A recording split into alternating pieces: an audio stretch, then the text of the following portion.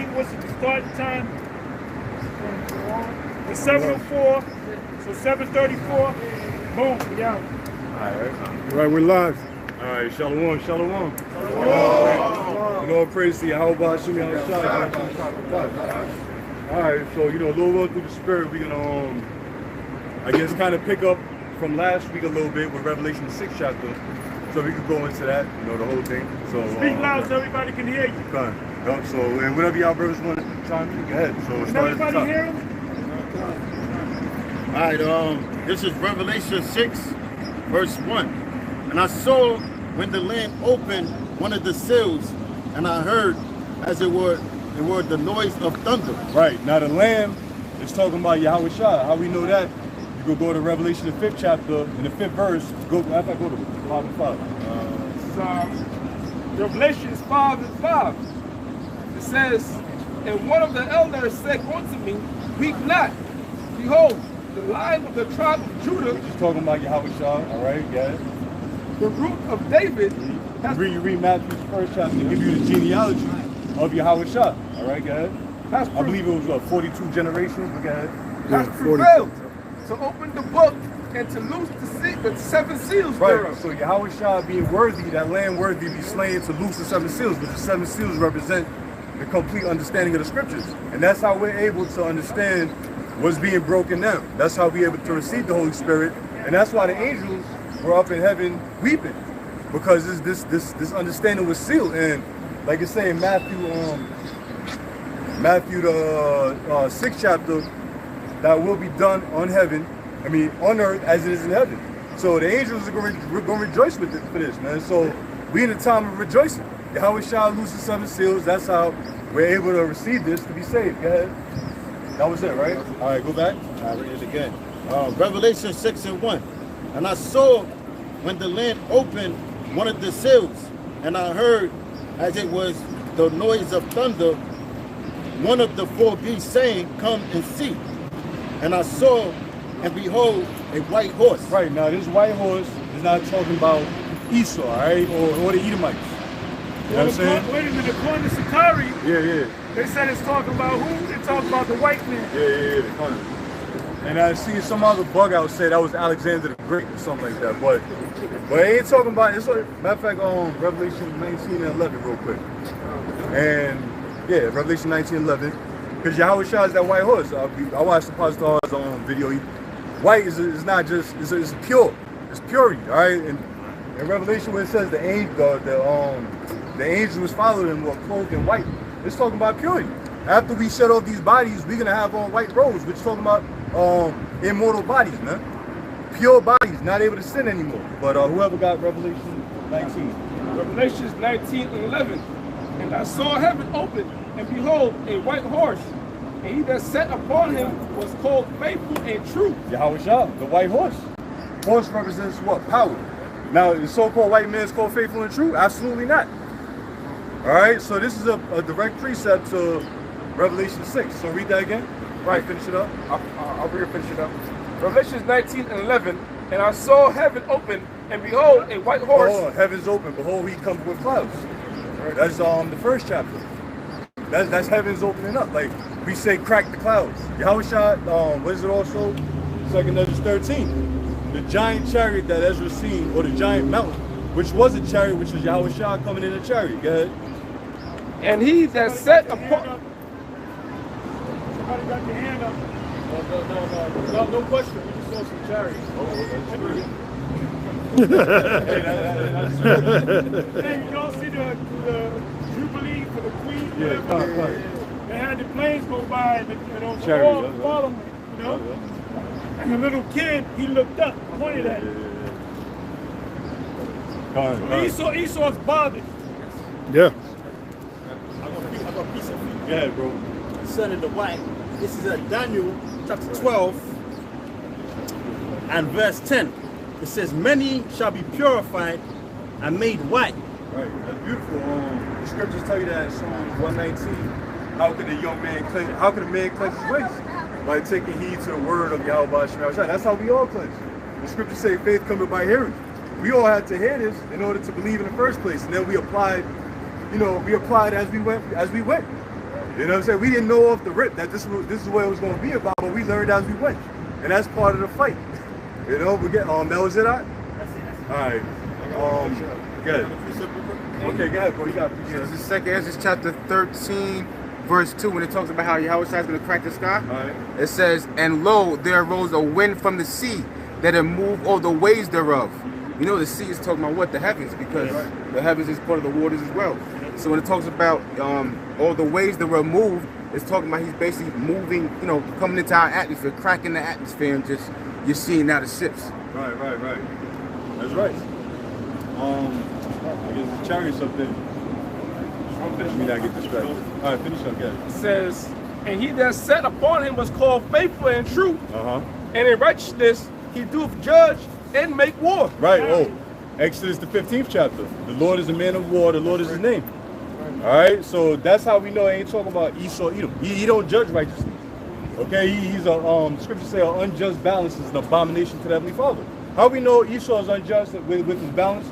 Look at the Federal Reserve System. Look at the FRS. Now he coming up with something where he doing something now with high interest rates to somewhat bring down the inflation rate. That's still imbalance, man. Now, if you had gold and silver to begin with, there won't be no need for any of that, man. You know? So Esau is an unjust person, but go ahead, brother. All right, going back to Revelation 6 and 2. And I saw and behold a white horse, and he that sat on him had a bow, and a crown was given unto him. Right. Now, again, Yahweh Shah, because what does the bow represent? We can read that in Job, the 15th chapter real quick, guys. I forget the exact verse. Job 15, about the bow of steel shall strike him through. Because if you got a bow, you obviously got to have an arrow. You can't have one without the other. Esau's not like... said Job what? I think 15 Job chapter. 1. Oh, the 20th chapter? Wait a minute, what's that? The bow of steel shall strike him through. Job 20. Yeah, my bad. Slack it. That's all right. That's all right. Yep. Job chapter 20, verse 24. It says, straight to the point, he shall flee from the iron weapon, Yep. and the bow of steel shall strike him through. Right, now the whole chapter is beautiful, or like when you read verses above, because it talks about how Esau is going to come into his, reach a pinnacle of his enterprise. When I say pinnacle, the peak that the Most High is going to allow him to get to. And then after that, he's going to be in straits, which is a position of difficulty. Somehow, somewhere, it ain't going to go according to how we thought it would. What's going to happen when he reaches his peak? What prophecy is going to happen when he calls us out and reaches his peak? The implementation of the MOTB. That's the main thing. And that's when the Lord is going to step in. That's why if Esau, you watching right now, we encourage you to come on with it. Yeah, man. Come on with it. Right. Stop dragging your feet. Yeah, you like Apostle Boss, just stop dragging your feet. Yeah. The sooner you do this, it's gonna be ill times out here, but the sooner we will have an everlasting kingdom. So go on with it, man. But yeah, read on. All right, I'll go back. You read the bow still shall strike. Right, I'll go back to verse 25. Okay, go ahead. It says, Job 20:25. It is drawn and cometh out of the body, yea, the glittering sword cometh out of his gown. Right, and that's talking about the ICBM missile, the glittering sword. I believe even when you look up the word glittering, it goes back to the word barak, which means light. All right, now when the missiles is shot, what's going to cause them to light up? First of all, they're made up of metal, so they're going to pass through the sky. They're going to look glittery, and then on top of that, when they detonate, it's going to leave a bright blast. All right, that's what when you see a flat, the nuke go off is a flashbang. It's like a bright explosion. So that's the glittering sword, and it's going to strike them through. So Yahweh Shah, he has the bow, and he's the one that's going to shoot the missiles. Isaiah 54, that the Lord created the smith that blow up the coals of the fire. So go ahead. They're like Hiroshima. Hiroshima, that's right. They said the flash was so bright that it left the imprint of people's shadows on the wall. Permanent shadow, yeah. And John seen it, he referenced it as stars falling from heaven. Yup. You know, he seen it, the missiles in the sky. He couldn't identify them. The best way he could identify them, he referenced it as stars falling from the skies. Continue on? Yeah. All right, back to Revelation 6 and 2. And he that sat on him had a bow, and a crown was given unto him.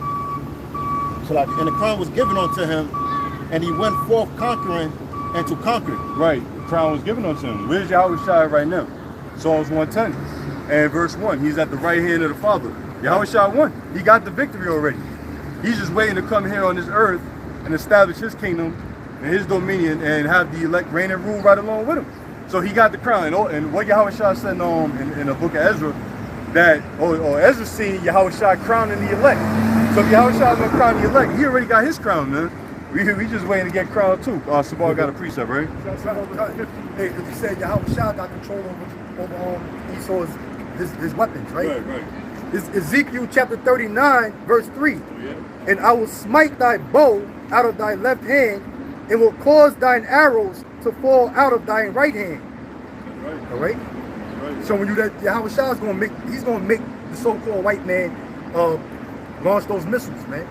They can keep going having all these meetings and you know, these meetings of peace and trying to denuclearize their weaponry. But Yahushua, he's gonna make it happen. And we already seen cases of it when it almost went down, man. Where a lot of them chariots be hovering over those nuclear facilities and the countdown starts, man. So Esau don't even have power over his own nuclear arsenal, man. Yeah, the UFO incident, 1952. Yep.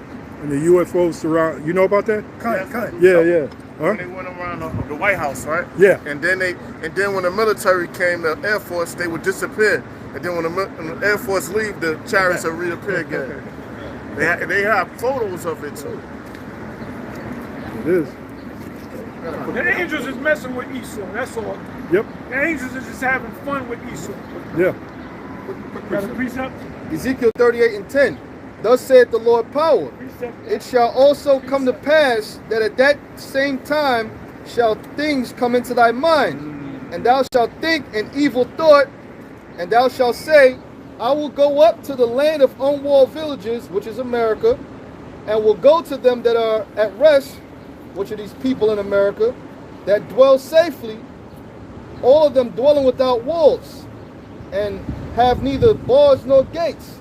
Because in ancient cities they had them gates around, them tall gates around the cities, and pretty much you'd have to speak to the elders before you could even enter the city. Walls America of don't got Jericho. none of that. Walls of Jericho. That's Jericho. a perfect example. The walls of Jericho, you know, which we see what happened with that, you know. And it says, to take a spoil and to take a prey, and to turn thine hand upon the desolate places that are now inhabited, and upon the people that are gathered out of the nations, which have gotten cattle and gold, cattle and goods, and that dwell in the midst of the land. Hey, so that's pretty much going into America's destruction, man. Now you know what Lahab said? I don't know if you saw Lahab on Elder Lahab. He was on Fopi, right? A couple of weeks ago, and I did a response to it. He said that that's talking about we're going to be in the kingdom for 1,000. You reading out of Ezekiel? Yeah, 38. He said that's talking about, and he also went to Revelation 20 verse 7. And he said those two scriptures match each other. He said that we're going to be in the kingdom, right, for 1,000 years, and then Esau's just going to creep back up and take us down again. Yeah, he loved Esau. Yeah. So, you got a quick precept, right? Yeah.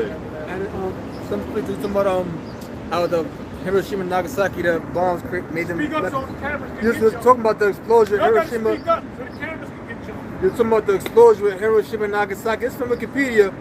It's called Effects of Nuclear Explosions. Check this out. It says, energy from a nuclear explosion is initially released in several forms of penetrating radiation. When there is surrounding material, such as air, rock, or water, this radiation interacts with and rapidly heats the material to an equilibrium temperature, i.e. so that the matter is at the same temperature as the fuel powering the explosion. So all materials around that nuclear explosion automatically become the same temperature as the fuel. So that's rocks, air, water, even people. The elements gonna melt with perfect heat. Melt them, yeah.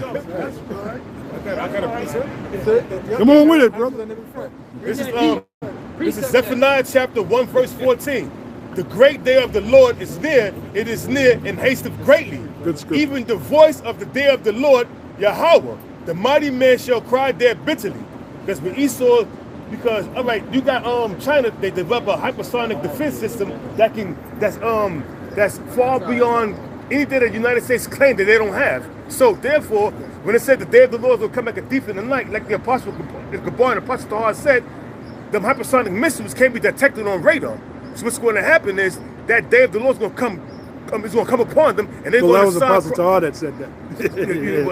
I watched so many videos. No, he said that first. He said, so the body man gonna cry their ability. Esau's military, and the rest of the military is around the world. They're gonna cry inside their ability once this shit come upon them. And Vladimir Putin, his defense minister, was glowing and filled with pride, saying that they got 4 Satan II missiles, the Psalm Satan II. 2 missiles could take out the whole West Coast. And another 2 missiles could take out the East Coast, which is combined of 4 missiles that could destroy the whole landmass of America. Damn. And that's some powerful shit there. That's some powerful shit there. Only 4 missiles. Fuck tell you how Bashim I was shot for that, man. Woo! So let's read it again from the top. Let it sink in. Yeah. Zephaniah chapter 1, verse 14. The great day of the Lord is near, it is near, and haste of greatly. And that day is coming. That's why the Spirit got on the Apostle Tahar, the point this year, the Lord is hastening. Now that was last year, the Lord is turning things up. So this is the year of the turn up.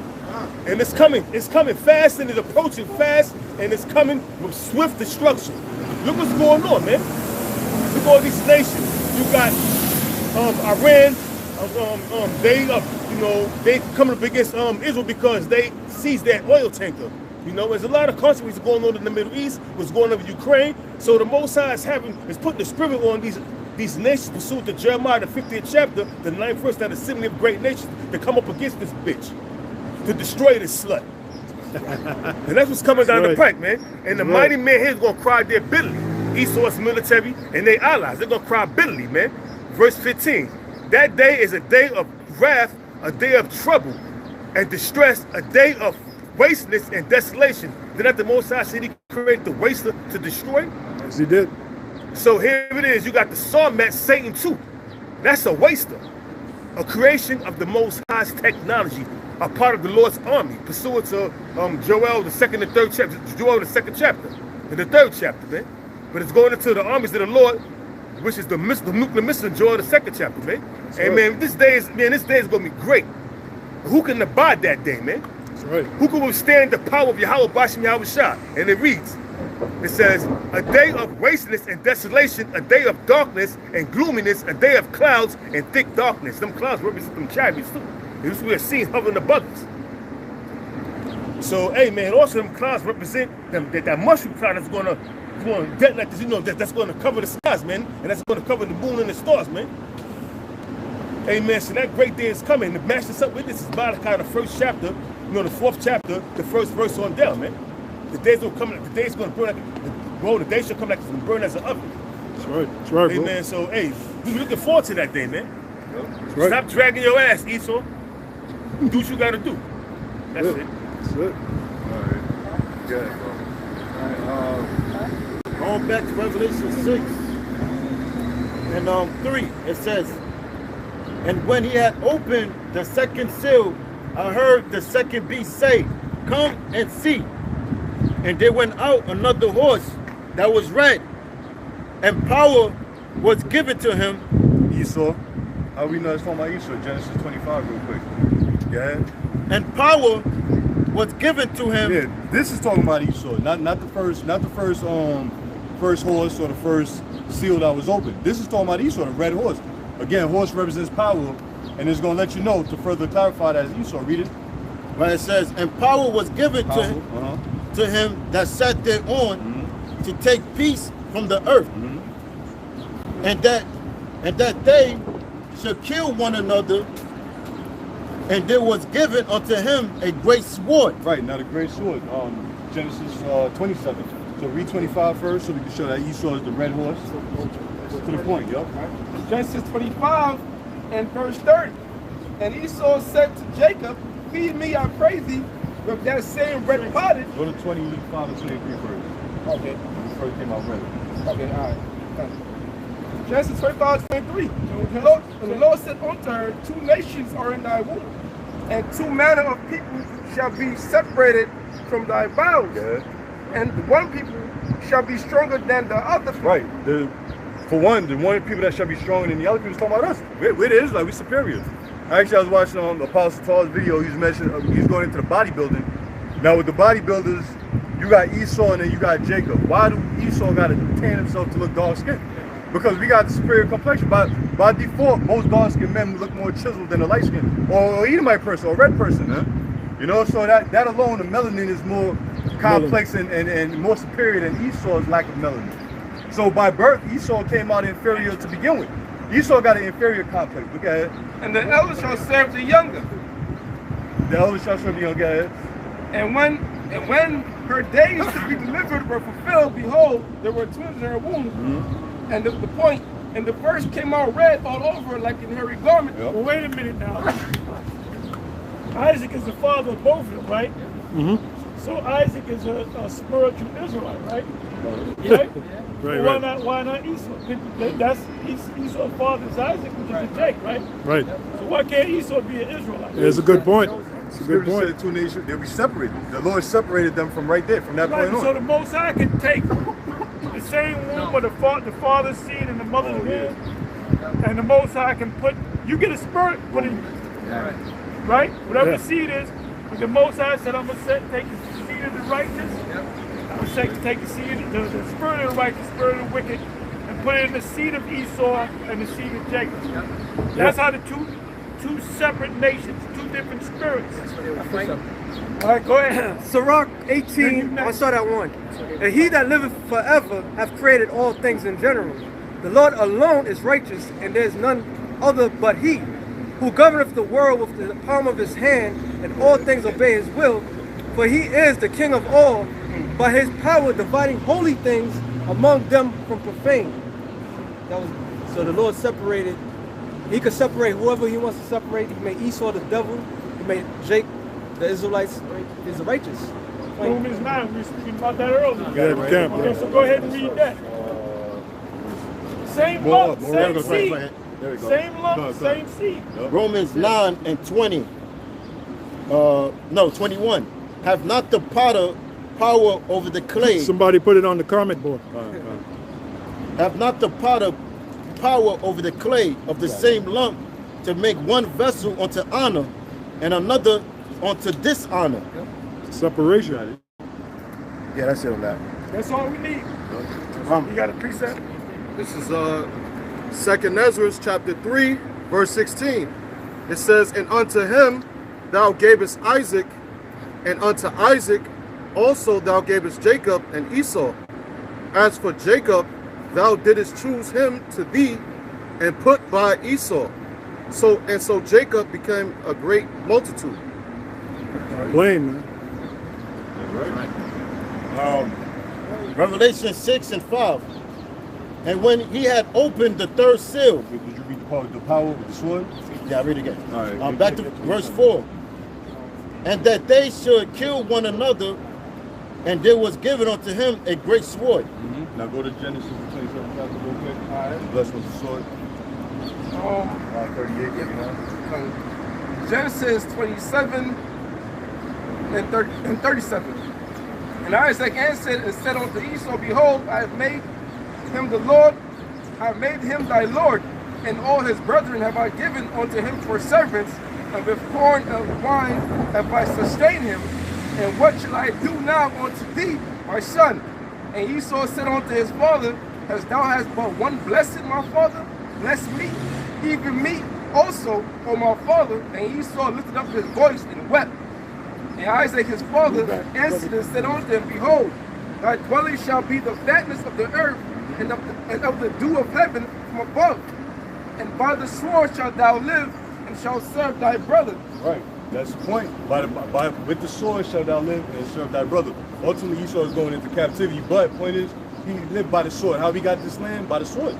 All right, by the sword he got this land. And when you read back in Revelation 65, it says they were killing one another. They have power. Esau is all about war. The Most High put the spirit in him to be a bloody man. To, you know, everything he got by the sword, by that wine and by the sword, that philosophy and the sword. It's blessings. That's right. Yo, go ahead. Right, back to Revelation 6 and 5. And when he had opened the third seal, I heard the third beast say, come and see. And I beheld, and lo, a black horse. And he that sat on him had a pair of balances in his hand. Right. Now, when you look up the word balance, it goes into zygos, which means yoke. All right, now when you look up yoke, what is a yoke? The scripture saying in Deuteronomy that there'll be a yoke around us. So ultimately that balance represents judgment. And the other part of that scale will be what? The next verse tells you that is going to be, which we got into last week, famine situation. You know, so that's the judgment that the Lord brought via this black horse, so to speak. Oh yeah, like Belshazzar. When he saw the handwriting on the wall. Right. Yeah. And that very time Babylon fell. Y'all been keeping up with Sri Lanka? Sri Lanka. Total chaos. The hospitals run out of drugs, pharmaceuticals. They ran out of that, man. The babies can't eat, the babies die, and there's no food. If you can find food, the price is sky high. No gas at all. All right? And what are the people doing? They looking after the government leaders to kill them. So what is that all about? Trial run. The trial run for what's going to happen over here. Yeah. Why do you think this guy, the king of Babylon currently, why do you think he's, all these mass shootings are going on to get rid of the guns? Because when martial law is declared, because it's going to be so chaotic, people are going to lose it. So when the troops come in there, they don't want to come in there and get shot back at. They want to be assured that they're not going to get shot back at. That's why they're trying to get the buyback program and all that. But the average American, they don't know what the hell's going on. They don't realize that they're going to have to stand on a line to get a microchip. They don't realize that. Yeah, somebody put a comment to back you up. Great Millstone, Bread 411. In Sri Lanka, they are flipping politicians' cars into the rivers. Because it's going to be a worldwide event. And like you brought out the word Zugos, yoke. What's going to yoke the people up is their chip. You know, the C to the H, fat to the P. That's right. Because that's how you're going to be able to eat. You know? Because people are going to be at the point where they can't feed their babies, they can't get medicine. But if you take this thing, then everything go back in normal. So people are going to be beating each other up to get you know, corrected. That's going to be the new deal. You know, like you had the New Deal during Roosevelt's time. Then, you know, later on you had other implementation that they did for people to do better. Well, that's going to be the next step, the evolution of things. And the last step. And the last step, yeah. That prophecy kicks off, then we know. That's why the UFOs coming around. They know they're going to pick us up. That's it. So precept that. Go ahead. Yeah, read that again. Right. What you had? It spoke about the balance. The balance in his hand. Yep. This is 1 Samuel 2 and 3. It said, "Talk no more exceeding proudly, let not the arrogancy come out of your mouth. For the Lord is a power of knowledge, and by him actions are weighed." Showing you that the balance is synonymous with judgment. That's right. You know. Well, the Lord told Belshazzar that you have been weighed, found wanting. Yeah, because that's how you establish balance. Yeah. That's equity. Making things equal again. Right. By bringing forth the true judgment. Right. We keep telling you people out there the Most High has a power of balance. Balance is very important to him. No, you got it. That's what the word iniquity means. Iniquity means like not balance. Check that out. Yeah, because it's like compounded sin on top of sin on top of sin on top of sin. So if you don't pay for that, then it's not going to be made right. And that's why the scriptures say that these devil's sins have reached up to heaven. And they're about to come take them out. I got one more. Proverbs 16 and 2. All the ways. Oh, Salaki, brother. And that's where the Lord required sacrifice, because sacrifice was the great equalizer for the atonement. And the sacrifice is going to be America. That's right. You know? To set everything back in the proper balance. That's right. Proverbs 16 and 2. All the ways of a man are clean in his own eyes, but the Lord weigheth the spirits, and he judged them. Yeah. Going back to... Okay. Going to the balances, because it also goes into, you know, yokes, right? This is Deuteronomy 28 and 47. Because thou hast served not the Lord thy power with joyfulness and with gladness of heart for abundance of all things, which who didn't serve the Lord, the nation of Israel, the so-called Negroes, Latinos, Native Americans. It says, therefore shalt thou serve thine enemies, which the Lord shall send against thee, in hunger and in thirst and in nakedness and in want of all things, which is what we went through and we're going to till today. We go through to our enemies for want of all things. And he shall put a yoke of iron upon thy neck until he have destroyed thee. And that happened, man. You go into slavery, 400 years of slavery, we had the yoke of iron on our necks, and basically we've been destroyed because while we lost our heritage, we lost our nationality. Right. Yeah, Isaiah 30. I said that was all comprised of the judgment. Right. Like, what's that? Surah 38 and 9 speaks about the teeth of wild beasts. Yeah, that we don't get that. Yeah. Because that goes right into famine. But like the scriptures say in Isaiah 30 and 31, woe to them that go down to Egypt for help. Because that's what Jacob's about to do. 2/3 about to go down to Egypt for help. When they realize they can't eat, they're going down to Egypt for help. They don't have no other, even though we giving them the answers, the solution through the Holy Spirit. That's right. Yeah. That's right. Yup. IUIC, them guys, ISUPK, they all gonna bug out, and they all gonna want to be GMS. Yup. Somehow, some way, they're gonna try to fit it up in there like they've been teaching it, but that's between them and the Lord. Maharakah. You saw that on. Yup.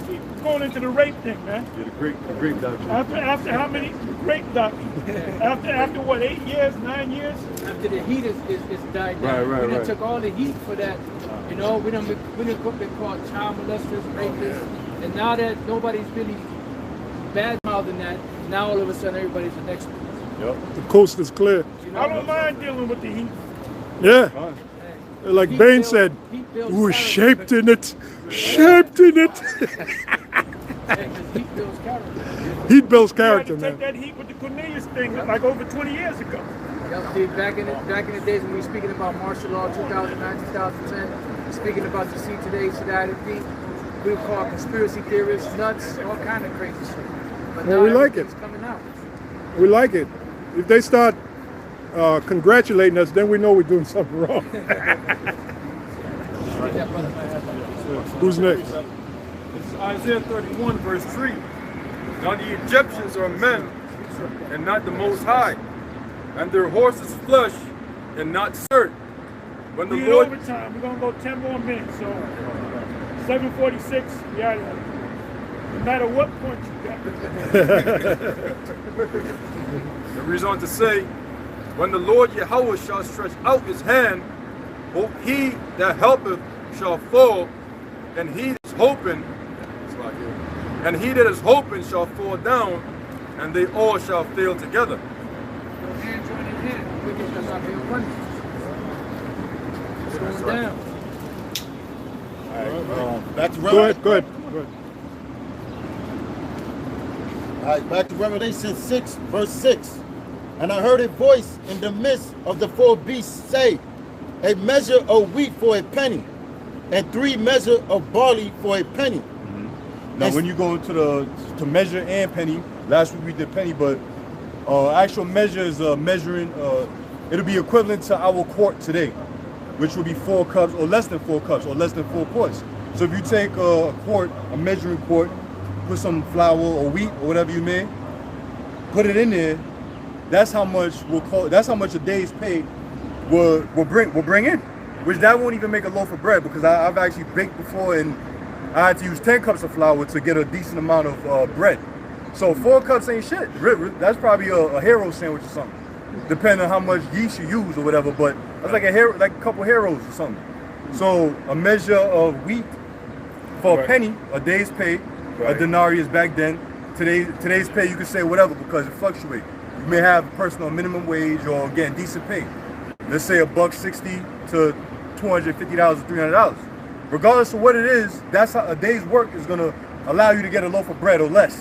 So that's the times we're entering it, man. The word denarius means 10, because the denarius was equivalent to 10 asses. So the penny was equivalent to 10 asses. So with that penny, penny now, well, it's talking about super hyperinflation, which is all going to lead to the famine. Yep. And on top of inflation, we got a shortage. Yeah. Now, both of them combined is a recipe for disaster. Now, you can have hyperinflation, but if the thing is supply and demand. When the supply is low, but the demand is high, then people are going to lose their mind. So you saw the Lord is perfectly on time with this whole catastrophe that's going on. The way Esau got things set up, everything is just by this summer we'll see. And now if we do got blackouts, the niggas gonna be up in people's house. That's second as just robbing with the sword and not regarding one another. Forget about it, man. Especially when it gets hot. The nigga don't got his mind right when it's hot, but nigga's mind right when it's cold. Yeah, his mind ain't right, period. Nigga's mind ain't right, period. Cut. Take Queenstown or fall. Right, all season niggas. That's why we're truly blessed we have this truth, man. Right. You got some crazy niggas out there. Thank God for the attention. Thank God for this truth. Right. Thank God for this Keep them niggas locked down. Yeah. Hell yeah. You got a question? Only a nigga would make a song about D-Block. Yeah. And that's how the scripture said, victuals shall be sold good cheap. Oh, you about to get it? Okay, got it. And everything's, it's like, it looks like it's cheap now, but eventually in the time of hyperinflation, it is cheap now. It's cheap now, but when everything gets hyperinflation, you're gonna need more dollars to buy the same thing. Right. Second Ezra 16:21. Behold, victuals shall be so good cheap upon earth that they shall think themselves to be in good case. Now people are starting to realize, like you just said, now they starting to realize something's wrong in society. You know what that's called? Government is called price control. Well, the government is going to force you, you got to sell it for this price. Right. So you're not going to get the same thing. But they said, look, I got to give you less water, so you can get your shit. You know? Right. Same price. Inflation, deflation. Right. Inflation, deflation. Right. And then I believe there's another one, shrinkflation, where the quantity or quality decreases, but the price remains the same or go up. Like the bag of chips. Back when I was young, you got a whole bag of chips. I remember when I was a kid, $5 to get you a big bag of chips. Now it's going to cost you $2-3. And we're mostly airing it though. Yeah, and you only got about that much chips in that box. Which is poison any goddamn way. Who the hell ate chips? Don't be eating no chips, man. Watch potato chips, you know the green ones? You see the green one you eat it, you know that's mold. Oh yeah? You said that's a green one. That's damn mold. Wow, man. We said it to him as kids. Wow. It's a little salty. In the late 80s and the 90s, you had the penny candy stores. Yeah, penny candy store, yep. You used to get the squirrel nuts and the Mary Janes, the penny, the big bowl gum. I don't know if y'all remember those. The Laffy Taffy, the big Laffy You had the Taffy. UFOs. It's actually UFOs with candy in it. Sound laters. Yeah. Precept that. James 5:1. Go to now, ye rich men, weep and howl, for your miseries shall come upon you. Your riches are corrupted, and your garments are moth-eaten. Your gold and silver is cankered. Now this is what you brothers are going into, all right? Because we know that gold and silver doesn't oxidize, it doesn't rust, all right? What's it going into? It's talking about the so-called white man's currency. That is devalued over time, you know? Yeah. And it's, you know, like if we were back in 1970, you had $50,000. If I had $50,000, I bought a home, and fast forward now, my value of money is preserved in this home, but that $50,000 cash is worth far less now than it was a few years ago. That same house I was back in 1934, that was $50,000, is like $2 million now. Right. You used to be able to buy a new car for $2,000. Yeah, so what happened? New car. Yeah, so what happened? Is it the house was that much better? No, is it the value of the money? And that fractional reserve banking helped do that too.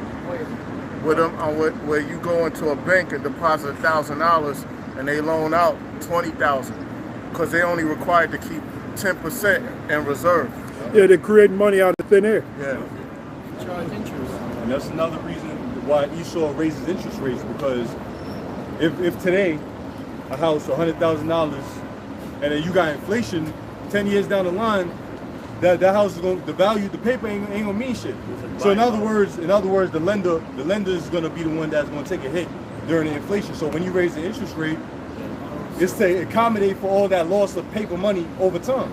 So he gonna raise a high interest rate. So over the course of what, 10 years, he raking in more money because he know in 10 years the money's gonna devalue. So it kind of break even. Yeah, you know, plus they're producing money. Yeah. Kind of. Hyperinflation. That's right. Look, yeah, exactly.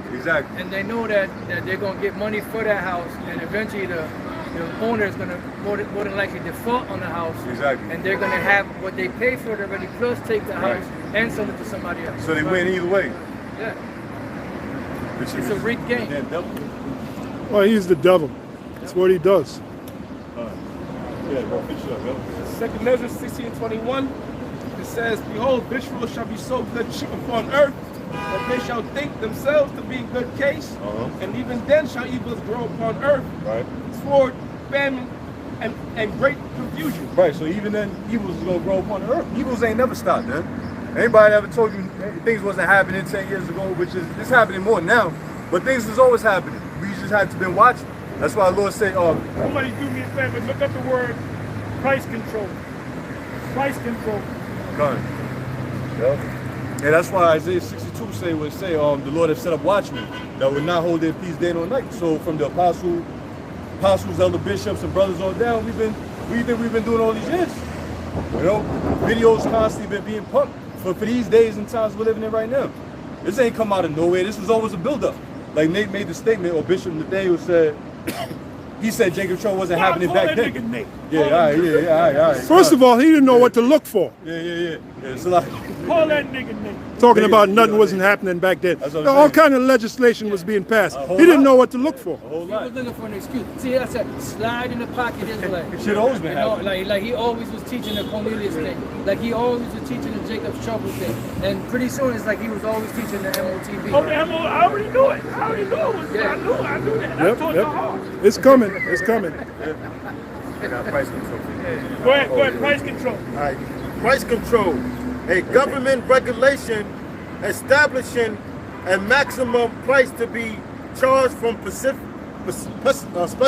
goods and services, especially during periods of war or inflation. A couple of brothers put it on the comment board too.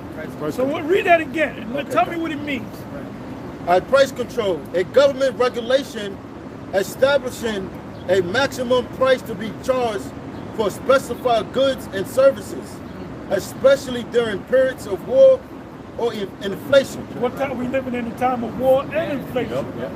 You're not Biden saying the reason why your gas prices is up because of the Russians, right? Things are really going up because of inflation, right? Yeah. Which is hyperinflation. It doesn't slow down. Right. Yeah. So explain to me on a hood level what's price control. Somebody explain it to me. He just read it to you. Explain it to me on a hood level. Pretty much they're gonna put a cap. I ain't asked you. I fried chicken costs too much. Okay, so give me an example. They charge you too high for fried chicken. Okay, okay, good. So now, what does that mean? If a bucket of chicken is $20 and it goes up to $40, what does the government do? But what do they do? They say, no, you got to go back down to $20. But meanwhile, the chicken's going up, the flour's going up, you know, the oil's going up, the rent's going up, the electricity's going up, everything's going up. So you have no choice but to double. If everything goes up and it's double, you have no choice but to double it. So the government's going to come in and say, nope, $20 a bucket. So what are you going to get? You're going to get all fucked up pieces of chicken, man. A bunch of bats. You might see some rats up in this wing tips. You know? That'll run the chicken store owner out of business because he's still spending. If he wants to stay in business, he has to give you rats. Yeah. You know? Yeah, brother, sometimes eating that Chinese food, you know, certain ghetto Chinese restaurants, You get the chicken fried rice, but the chicken is not. There's something funny about it. But you eat it and you kind of you even be saying, yeah, that's fat. That's fat. You be like, I want to throw this shit away, but then I'm hungry. But then you say, then the demon says in your mind, but that tastes pretty good. He's messing. I always tell a story that there was a Chinese store in Irvington they got inspected and they got busted for serving rats. But the inspector went in the basement. There were crates, rats cut like chicken. You can tell. I've been eating rats. But they were rat ain't all that bad, brother. It's something like a layer of fat on the chicken. It ain't real chicken. It's like some of the pieces of chicken look like S's. When you ever see a chicken look like an S? That's snake. It might be snake. That whole rat, you just mentioned the price regulation. That's what OPEC does. They want that control of oil. Those particular groups of nations, they regulate the price of oil. And if you look it up, oil is not something that is scarce. You know, that dude, I forgot which Rockefeller started it, but he said that oil is a fossil fuel. Yeah, when he said oil is related to fossils, then they started saying, okay, now it's a scarce commodity, but that's bullshit. The earth produces oil in abundance. The so-called white man, like the apostle said, introduces some price regulation. That's why Biden, he was going to go to Saudi Arabia. What he said, he called them a bunch of, what do you call them? He insulted them because of the guy that got chopped up. Basically, he's going over there to have them bring the prices, to produce more oil. Basically, he's going over there with a cup. Just like with the Russian war, he said he's going down to Venezuela because you know what they did with Venezuela? That's what fucked Venezuela up. They said, we ain't buying your oil. We bring the prices down to cut you out the market. So now he's coming with the cup to Venezuela. So all these nations see that. They see that America's about playing games, man. They're fair weather friends. So the whole Beckham too. Also, just to back you up, to show that it's manipulation. A few years ago, we did a lesson on oil. America was ranked #1 exporter. Did a lesson today, now it's #4. So they could determine it. They're not scarce on oil. It's all like, you know, manufactured bullshit. America has oil, but through policy, American policy, the pipe. What's that pipeline? It's a pipeline. It's the name of the pipeline. Oh yeah. Keystone Pipeline, they cut it. America got oil. They got reserves. So it's a big game to kill, to destroy the people. James 5, right? They're gonna figure out their fraud, that their money ain't worth shit, because it ain't real money. Apostle Tahar, we're gonna do this quick and we're gonna close. In 1970, they went to the Prime Minister of Nigeria and told him to increase the price of the oil. So they set that. They set that up. When President Biden became president, what's the first thing he did? All the workers that had the pipeline jobs, he fired them. Got rid of fracking. And so Americans starting to wake up, man. Why you think they're doing what they're doing in Sri Lanka? Just to see what the people, how they're going to react. They're going to go for the government. So they know it's coming over here. That's why they're going to take the guns. So they can bring in the troops. This place is going to be a powder keg, man. Powder keg. Go ahead, Proverbs 20, verse 23. Diverse weights are an abomination unto the Lord, and a false balance is not good. Go ahead. On May 22nd, remember they had a meeting about the UN nations coming in. Now, mind you, the next week after that, all of a sudden you had gun shootings. So what they're doing, they're getting the armies prepared, but you know, like you said before, the soldiers though, they want reassurance they're not gonna get shot. Just try to take away the guns. So it's all being set up, you know. Oh, and now they putting trackers on the bullets, so they can track wherever, basically where the bullets came from, or wherever they bought the bullets from. That's a lot. I'm sorry. After this, we out. He said, do what, brother? I'm gonna post the show tonight. For camp, but the Bilderberg were meeting.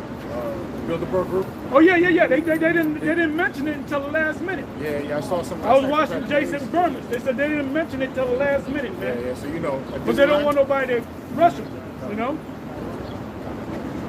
Anyway, we're gonna close up. We out of here. The brothers did a good job.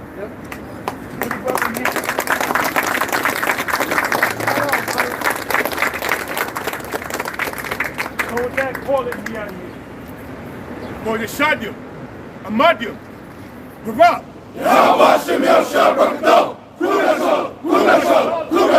Yada Mata, dismiss. Shalom. Right. Okay, hey.